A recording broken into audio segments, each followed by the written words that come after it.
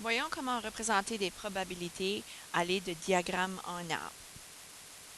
Commençons simplement avec une pièce de monnaie. À ce moment ici, on sait que la pièce de monnaie, en lançant la pièce de monnaie, on peut obtenir deux résultats possibles.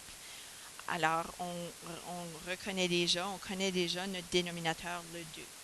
L'événement favorable, probabilité d'obtenir pile. Je pars donc de mon événement favorable de la parenthèse pour tracer ma première branche, qui par la suite va se diviser en deux afin de rejoindre les deux résultats possibles, pile ou face. J'observe donc que l'événement favorable voulu, obtenir pile, est ici. Je vais l'encercler. J'ai donc une chance sur deux d'obtenir pile, 50% des chances, 0,5 dixième, tu peux l'écrire comme tu préfères. Un autre exemple relativement simple, une roulette ici qui est divisée en 4 sections et les sections sont divisées de façon équitable. J'ai donc 4 résultats possibles car chaque couleur a autant de chances que les trois autres d'être choisie par la flèche. Probabilité voulue par contre est obtenir le jaune. Étant donné que j'ai 4 sections, je vais partir de la probabilité voulue, l'événement obtenir jaune et je vais tracer 4 branches car j'ai 4 résultats possibles. Je connais déjà donc mon dénominateur qui va être le 4.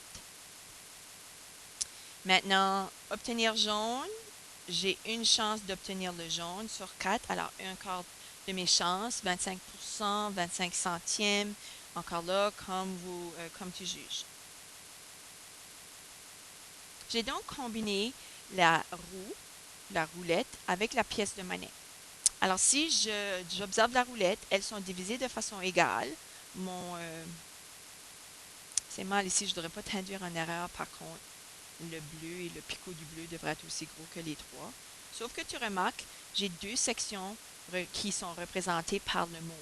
Alors, j'ai plus de chances d'obtenir le mauve que le bleu et le vert. Si je fais tourner la flèche et je lance une pièce de monnaie, il est important d'obtenir tous les résultats possibles avant d'identifier l'événement favorable ou le résultat favorable, obtenir bleu et face. Je vais donc aller chercher tous mes résultats de la roulette. J'ai choisi de commencer avec la roulette. Tu peux choisir la pièce de monnaie en premier. C'est pas important. Tant aussi longtemps que tu pars de l'événement, obtenir la probabilité obtenir bleu et face, et tu vas rejoindre tous les résultats possibles de ta première colonne. Dans ce cas ici, moi, c'est la roulette. Alors, j'ai le vert, j'ai le mauve. J'ai le mauve une deuxième fois. Pour chaque fois que la couleur mauve apparaît, j'ai indiqué la lettre M. Même si elle apparaîtrait 5-6 fois, elle apparaissait 5-6 fois, j'indique la couleur aussi souvent qu'elle est représentée. J'ai donc 4 sections, je devrais avoir 4 différentes lettres, vert, mauve, mauve, bleu. Pour chacune des lettres, je dois aller rejoindre les probabilités ou les possibilités des résultats possibles de la pièce de monnaie. J'ai donc chaque lettre, ou pardon, chaque lettre, chaque couleur a donc deux résultats possibles lorsqu'on va lancer la pièce de monnaie. Le vert peut être jumelé avec pile ou face. Le premier mauve peut être jumelé avec pile ou face. Le deuxième mauve peut être jumelé avec pile ou face. Ou bien le troisième, c'est pas le troisième mauve, non. Le bleu peut être jumelé avec pile ou avec face. Je viens donc terminer mon diagramme en arbre, puis je peux décider de tracer une ligne ou un mur afin de faire voir mon diagramme en arbre se trouve à gauche. Voici donc tous les résultats possibles. Je peux obtenir la couleur verte avec pile, vert avec face, mauve avec pile, mauve avec face, MP, MF, BP, BF. Je peux utiliser le truc que j'ai partagé avec vous dans la vidéo précédente concernant bien calculer tous les résultats possibles. Étant donné que j'ai 4 sections dans mon cercle et j'ai deux possibilités ou deux résultats possibles pour la pièce de monnaie, je peux multiplier mon 4 fois 2 qui me donne 8. Est-ce que j'ai 8 résultats? Oui, j'ai 8 résultats possibles. On revient donc à obtenir bleu et face. Dans ma colonne de résultats possibles, je vais aller encercler le résultat favorable, obtenir bleu et face. J'ai donc un résultat favorable, obtenir bleu et face, sur combien de résultats possibles en tout? 8. Alors, 1/8 de mes chances est d'obtenir bleu et face. Remarquez, j'ai mon événement ici dans parenthèse qui précise le résultat favorable bleu et face. J'ai le sous-titre roulette, j'ai le sous-titre monnaie, dessous lequel se situent de façon très ordonnée les résultats possibles. J'ai aussi le sous-titre RP que tu peux utiliser à chaque fois pour identifier les résultats possibles. Un travail de qualité, s'il vous plaît. Dernier petit exemple. J'observe ici ce que j'ai. J'ai un sac dans lequel se trouvent des billes. Une bille orange, une bille rouge et 3 billes vertes. J'ai aussi 2 cartes. Les 2 sont rouges, les 2 sont de cœur. J'ai le 2, oui, et j'ai la dame. Voici mon événement recherché. Obtenir la bille verte avec avec la carte 2. Je pars de ma parenthèse pour aller tracer des branches qui vont rejoindre mes billes. Alors, j'ai 5 billes, je devrais avoir 5 branches. J'ai une bille verte. J'ai 2 billes vertes. J'ai 3 billes vertes. J'ai 4, une 4e bille rouge et ma 5e bille est orange. Je sais que vous allez faire mieux avec votre crayon que moi je fais avec ma souris.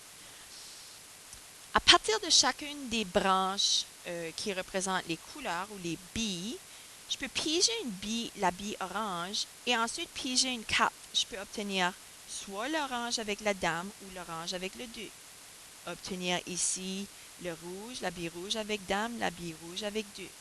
J'ai donc une branche principale qui a été divisée en 5 petites branches et chacune des 5 branches se divise de nouveau en 2 petites branches car j'ai 5 billes et j'ai 2 cartes. Je devrais finir avec 10 résultats possibles. Je finis mes branches. Je peux obtenir la première bille verte avec des dames ou 2. Deuxième bille verte, des dames ou 2. Ou troisième bille verte avec des ou avec 2. Maintenant, ici, je suis allée en des branches carrées. Ici, j'ai fait un genre de V. Ça serait important que tu restes constant et pas nécessairement alterné comme je viens de le faire. Désolée. Je peux dresser une ligne pour séparer mon diagramme en arbre de mes résultats possibles. Et tu peux abrévier. Alors, comme moi, j'ai abrévié ici. Orange, dame, orange 2. Rouge, dame, rouge 2. VD, V2, VD, V2, VD, V2. J'ai 10 résultats possibles, alors je sais que je les ai tous indiqués. Je vais donc faire ressortir. Puis c'est cette étape ici, parce que c'est la dernière que plusieurs élèves habituellement oublient. Il ne faut pas oublier l'événement qu'on recherche, c'est vers 2.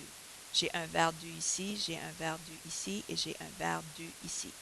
J'ai donc 10 résultats possibles, qui est mon dénominateur, et j'ai 3 résultats favorables qui répondent à obtenir la bille verte et la carte de 2.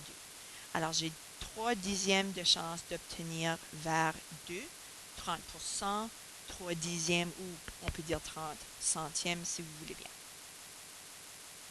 En souhaitant que tu aies copié ceci, que tu aies indiqué aussi ce que j'ai fait au crayon afin de t'en souvenir, voici le travail que je te demande de faire.